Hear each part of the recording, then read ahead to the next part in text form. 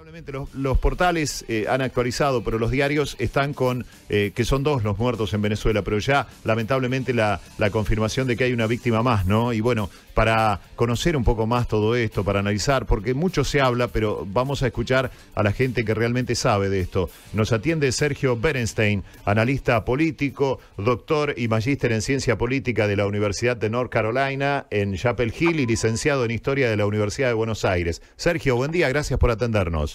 Por favor, muy buenos días, gracias por llamarme. Bueno, Sergio, por favor, ayúdanos a entender un poco qué está pasando en Venezuela en estos momentos. Se anuncia otra marcha opositora para hoy. Venezuela vive una crisis muy profunda hace muchísimo tiempo. Una crisis que tiene características políticas, sobre todo. De hace tiempo los mecanismos democráticos, y si bien Maduro fue electo de forma democrática, se convirtió en una dictadura, encarcelando opositores, confiscando propiedad privada, reprimiendo obviamente a la oposición y sobre todo cercenando la libertad de expresión. Es un régimen que tiene características singulares también porque Venezuela es un narcoestado, es un estado ya controlado por mafias sobre todo, pero no únicamente el narcotráfico. Es una situación dramática desde el punto de vista económico también. Hay escasez de bienes fundamentales. La crisis económica deriva de precisamente la estatización de la economía venezolana y el hecho de que efectivamente no hay recursos, sobre todo no hay divisas para importar productos básicos. La economía venezolana nunca logró desarrollarse porque depende exclusivamente del petróleo. Curiosamente, Venezuela tiene las reservas de petróleo más importantes registradas del mundo y sin embargo la economía se está cayendo a pedazos. Ayer la gente, entre otras cosas, salió a la calle al margen de la ideología, al margen de la lucha por la libertad, también para conseguir elementos básicos para alimentar a sus familias.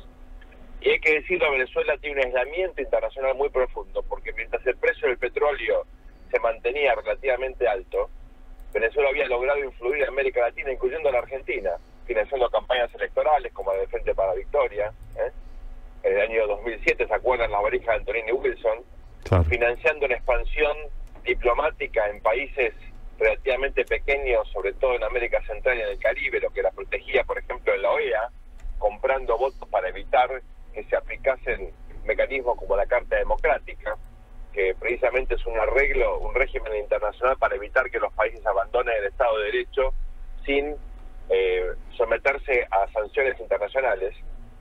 Y también es una situación dramática porque los aliados internacionales de Venezuela, sobre todo el régimen iraní, con los cuales Argentina estuvo vinculado precisamente en la etapa del kirchnerismo, también está sometido a una fuerte presión, sobre todo en su programa nuclear, que lo ha obligado a abrirse naturalmente a Occidente y someterse a todo tipo de inspecciones. Entonces, en este contexto, el régimen chavista está apoyado en la región únicamente por el régimen cubano. Chávez, después del golpe que sufrió en el año 2002, le entregó la inteligencia de Venezuela al régimen cubano. Tiene apoyos marginales, a veces en silencio por los desastres que están haciendo. Por ejemplo, en Argentina, usted habrá visto que la izquierda argentina no se ha pronunciado por las violaciones masivas a los derechos humanos que uno ve ya por televisión, ¿verdad? Sí. Pero carece, naturalmente, de fundamentos económicos y de fundamentos políticos como para sostenerse en el poder. Y estamos entonces experimentando ahora una profundización de un conflicto que lamentablemente ya se está cobrando muchas vidas humanas y que me temo que se va a poner peor antes de que mejore. Sí, además, ¿cómo termina todo esto, no, Sergio? Bueno, no hace falta que termine para que sea un drama, Hay un problema humanitario terrible en términos de escasez de productos básicos. Hay una situación ya de quiebre en el manejo de las Fuerzas Armadas. Hay sectores más moderados de las Fuerzas Armadas, menos vinculados al narcotráfico. Cuidado con esto, acuérdense que Venezuela por algo tiene las fronteras cerradas con Colombia. Ahí los lazos entre la narcoguerrilla colombiana y el régimen también del narcoestado venezolano fueron muy profundos. El plan de paz de Colombia también debilitó muchísimo al régimen venezolano, porque naturalmente esto implica una reconversión de la guerrilla, una salida de la violencia y de la droga como principal método de financiamiento, y esto afecta a la sustentabilidad del régimen venezolano también. No, yo le preguntaba cómo termina esto porque, digo, no se vislumbra ninguna solución. ¿Hay algún líder sólido como para poder encabezar, digamos, un futuro gobierno en Venezuela en estos momentos? No hay liderazgo sólido, la oposición está también muy fragmentada, el régimen está fragmentado, el sistema internacional tiene otras prioridades y sobre todo el sistema interamericano no tiene los mecanismos como para intentar mediar en esta crisis tan profunda. Muchos países de América Latina son cómplices de este desastre, incluyendo la Argentina en la etapa kirchnerista. Muchos países hicieron negocios corruptos y muy sólidos con Venezuela. Argentina firmó en la etapa de Néstor y Cristina Fernández de Kirchner más de 100 convenios de cooperación, 100. Con Venezuela usted recordará todavía algunas estaciones de servicio de PDVSA, la principal empresa de petróleo venezolana que está totalmente fundida. Así que hay muchos cómplices que hicieron negocios gracias a la ahora quiebra de la economía y el sufrimiento del pueblo venezolano, que tienen que dar, yo creo, por lo menos respuesta desde el punto de vista ético por lo que han hecho. Ahora, Sergio, ya que lo tenemos en línea, no puedo evitar preguntarle tampoco por el tema Estados Unidos y Corea del Norte, ¿no? ¿Qué vislumbra usted en esta relación tan tensa? Bueno, en primer lugar, no es nuevo este conflicto con Corea del Norte. Corea del Norte es un país muy pequeño, que funcionó en las últimas décadas como una suerte de protectorado primero soviético y luego chino. Un país que fue el fruto de la guerra de Corea en la década del 50, que quedó fragmentado, como pasaba en esa época, por ejemplo, con Alemania, que había una fragmentación, u otros países que quedaron divididos como consecuencia de la guerra. Y Corea está dominado por una dinastía también muy totalitaria, que ha desarrollado un programa nuclear por fuera de las normas internacionales que tratan de evitar la proliferación.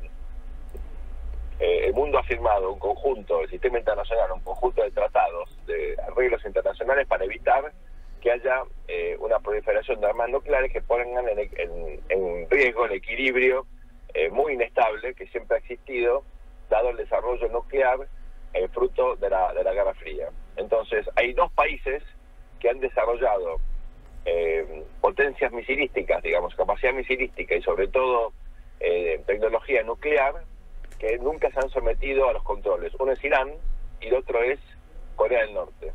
En ambos casos están en áreas donde hay, obviamente, países muy sensibles y los equilibrios regionales pueden alterarse significativamente por la presencia de estas armas nucleares. En el caso de Irán, naturalmente en Medio Oriente, recordemos que este programa nuclear iraní se lanza a partir de la revolución fundamentalista islámica del año 79, donde Irán se convierte en un aliado estratégico de la Unión Soviética, primero y luego también de Rusia, ¿verdad? A partir de la caída del muro de Berlín. Y en el caso de Corea del Norte, allí por supuesto lo que queda de la Segunda Guerra Mundial es un equilibrio muy inestable, con una potencia emergente como China, que estuvo mucho tiempo cerrada, un país muy importante como Japón, que estuvo imposibilitado de reconstruir sus fuerzas armadas, y el aliado más importante de Estados Unidos en la región, que fue Corea del Sur, que tenía una dictadura militar y que luego tiene ahora una especie de democracia muy débil, muy frágil. Fíjense que tuvo que renunciar la presidenta Park en medio de un gran conflicto vinculado a un caso de corrupción, una especie de lavallato coreano. Claro, pero coreano. Entonces, en este contexto de tanta inestabilidad en ambas regiones, el avance del programa de Pyongyang, ¿no? del régimen norcoreano, en pruebas misilísticas y pruebas nucleares, ha generado una reacción de la comunidad internacional.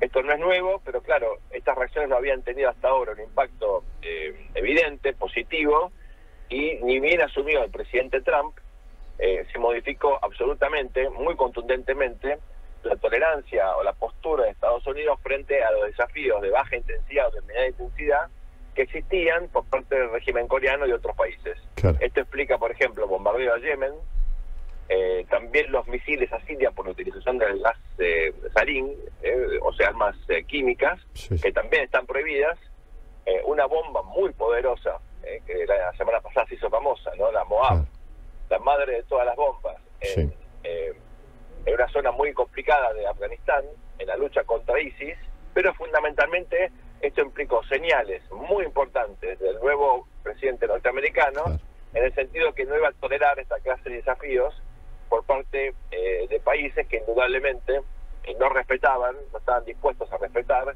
estos arreglos internacionales, siempre imperfectos, que lo que buscaban era evitar un desequilibrio aún más profundo. Claro. Así se entiende esta profundización de la tensión, claro, con Corea del Norte.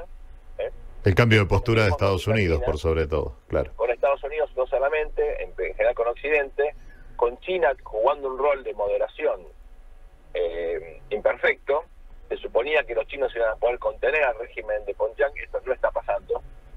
Y, por supuesto, con interrogantes no menores de hasta qué punto, al margen de lo que quiere este pequeño dictador, los militares norcoreanos se van a arriesgar a perder su predominio eventualmente y estar sometidos a una guerra que exponga sus debilidades. Norcorea tiene potencia nuclear, pero el desequilibrio militar respecto a Estados Unidos es infinito.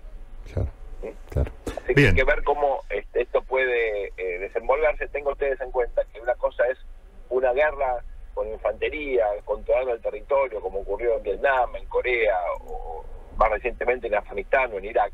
Sí. Y otra cosa muy diferente es cuando la guerra se hace con fundamentalmente cohetes, misiles a larga distancia, con bombardeo de drones. Sí, drones. El involucramiento en el territorio no es tan claro, no es tan importante, donde la idea es más destruir que controlar.